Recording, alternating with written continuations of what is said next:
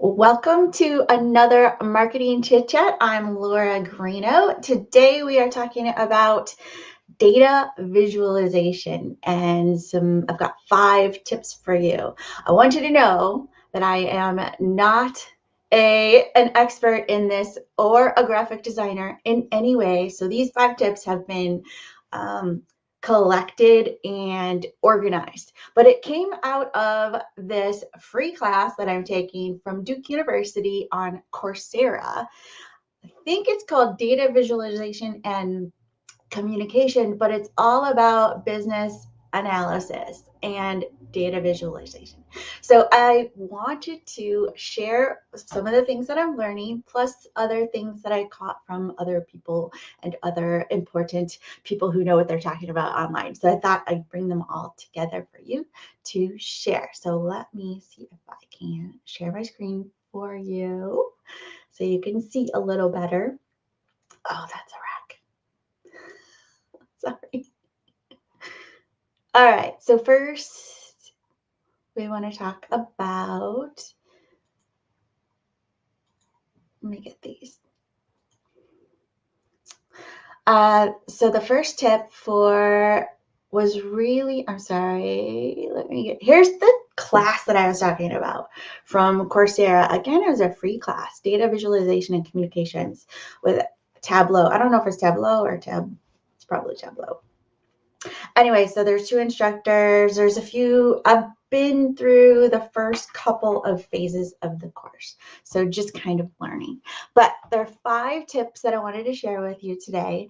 Number 1 is plan and prioritize. I was really impressed with Duke.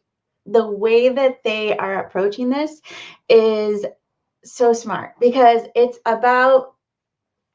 really about the stakeholders of what is this communication, what is this data going to say? So getting all of your stakeholders, the people that want you to put this report together or whomever your audience is, you have to know and agree on and prioritize the questions that you want the data to answer. So there's a planning and prioritizing phase, getting everyone on the same page and to agree on the goals and the purpose of this data visualization, this report that you're doing, which will include data and data visualization, how to kind of answer all those questions. And the questions need to be prioritized. So that whole piece about kind of planning and getting stakeholders on, the same page and the purpose of this data, I thought was really smart. So get that down. That's your number 1. Number 2 is really, it includes a part of the planning, but it's picking the right chart. So if you don't plan and prioritize and list out all the data sources in order to decide what kind of chart you're going to pick or graph you're going to pick to show this, you're kind of starting at like, oh, let's just pick a line graph because that's what everybody else picks, or that's what I've seen before, or that's what I'm familiar with. So you want to sketch out the questions to answer and the data sources and decide which chart to use. There's some that are not going to work for certain amounts of data, like comparisons and trending. And, there's this whole, there's this guy online. His name is, Danny, help me out with his name. She'll put it in the chat, but he's a BI, a business intelligence kind of data visualization guy. And he's got a whole course that can show, it's like a map of, if I want to show this kind of data trending, I'm going to pick this chart. If I want to show a process, I'm going to pick a funnel or a flow chart. If I want to show, over time, a long period of time, values over a long period of time, I might show a bar chart, but I also might show a line graph. So the picking the right chart, sketching it out, is pretty important. So you also want to know how many pages. Do you need a summary? Will they be printing it out, or will this be shared visually online? If it's a PDF, right, you need to be able to click through things, or it depends on how they'll be using it, how it'll be presented. So let me switch something up. Sorry.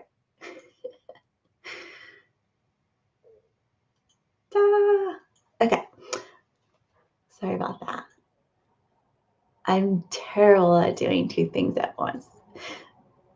So I want to so we are at plan and prioritize, number 1, pick the right chart, sketch it out, know what data, make changes to it, revise, get another set of eyes on it. So number 3 is remove everything that isn't data. Basically declutter. If you have to have a legend or a key, have it, but make it as small or as visible, but as indiscreet as possible. There's this thing called data to ink ratio that comes out of this smart guy from the 1920s or something. But anyway, so basically the amount of ink that you want on this data visualization has got to match like the amount of data. So what you don't want are grid lines and borders and a bunch of like any kind of labels that you don't need that are possibly obvious. And that goes back to knowing your audience and how they're going to use it. Do they already know? Are these going to be, easy to, do they know they're looking at the whole year? Do they know they're looking at month by month? Do they know they're looking at quarterly? This is your audience and what their needs are, but take away everything you don't need. Here was so I'm going to go back to sharing something with you.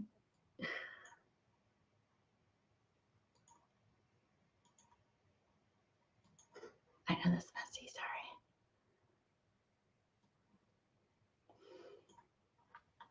So basically, here's a data grid, simple bar chart with all the lines and background colors. Here is without. So this is the better solution. You want a high data ink ratio. I think there's the guy in there too. Also, here's a simplification, a nice, here's where all the maps, all the states are kind of, they've got the labels on all the states, which you don't need.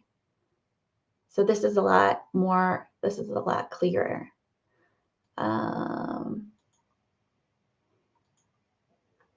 All right. So wanted to share that with you. Use labels, no vertical labels. Use, the title or the header to describe your key takeaways from the chart. Number 4, simplify color and font. So you want to use no more than 5 colors. If you can use like a grayed out, there was a good one I wanted to show you. Okay, here's a bad one, font and color.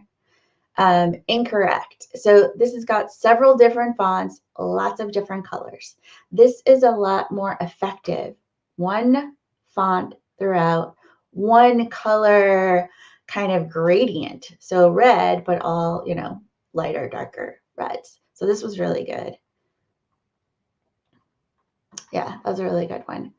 And this one, way too many colors, way too much going on, way too much data in one chart. This should probably be a few charts on one page instead of just this. Small, just too much labeling, too much going on in this one. Wanted to show you. Oh, I love this one. So this is like, you could pick 4 different colors for show your profit by year, but use the color to your advantage. This is much more effective on this side, where it's just using one color to show what you really want to talk about. I thought that was really good.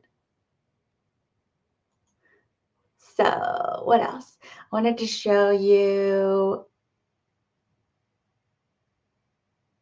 kind of a color scheme. So this might be a little, this was a little trick I heard about recently. So if you want to, first of all, I recommend you just select the color theme. If you're going to use a theme with multiple colors on any graph or chart, use the one that's already designed. It's been designed by a graphic designer for a purpose.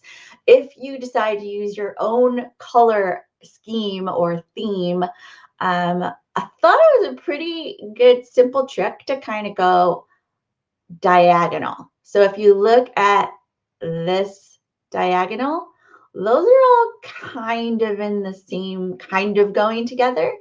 And then if you look the other diagonal, you've also got some complementing, not complementary, but complementing colors that you can pick out for a color scheme. Choose no more than 5. Number 5, avoid misleading data visualizations. So I thought this was really a good one. So this talks about gun deaths in Florida. But they've got the 0 at the top of the chart. So the chart is actually upside down. So the 0, always put the 0, at the bottom and try to start at 0. Otherwise, you're going to show misleading data. This is really just an upside down chart. This one is just bad math, right? So this is more than 100% if you're going to show a pie chart. Oh, I also learned, which I did not know, that better than a pie chart is what they call a donut chart, which just has the whole center missing. Another piece I didn't know that I learned was when you're showing a pie chart, a good pie chart, the data should start, like the largest data section should start at the top and drop to the right. And the second largest section should start at the top and drop to the left. I thought that was really interesting. And don't, like, if you've got more than 6 data pieces, like categories in your pie chart, don't use it or combine, the smallest pieces into one. So that was really good. Oh, here's a great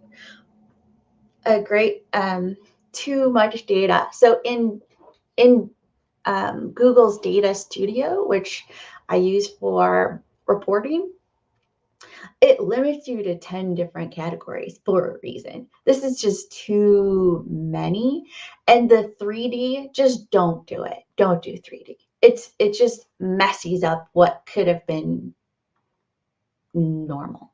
Oh, this is an example of no labels. So you do need some labels, right? I loved that one. I showed you that one. Showed you that one. We talked about that one. All right. So key takeaways. I'll just go through again. Plan and prioritize. Pick the right chart. Remove everything that isn't data. Basically declutter. Take the grid lines off. Take the background off. Take the borders off. Simplify your color and font. Stick to just one color if possible and gray out everything else. Use the color for emphasis. Use the color for emphasis. Number 5, avoid misleading data visualization. So the key takeaways are less is more. Here's where you get to be a minimalist, right?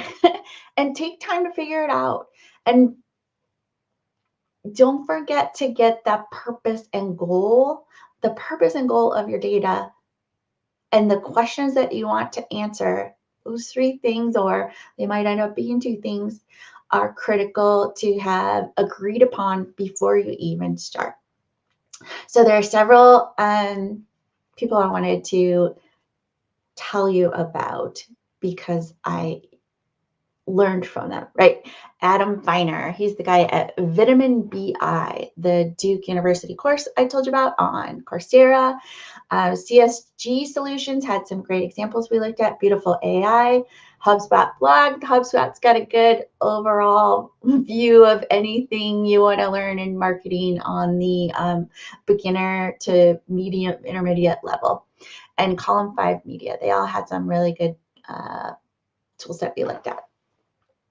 So thank you for joining me, and I will see you next week at 11 o'clock a.m. in Eastern Time. Have a great rest of your day, everyone.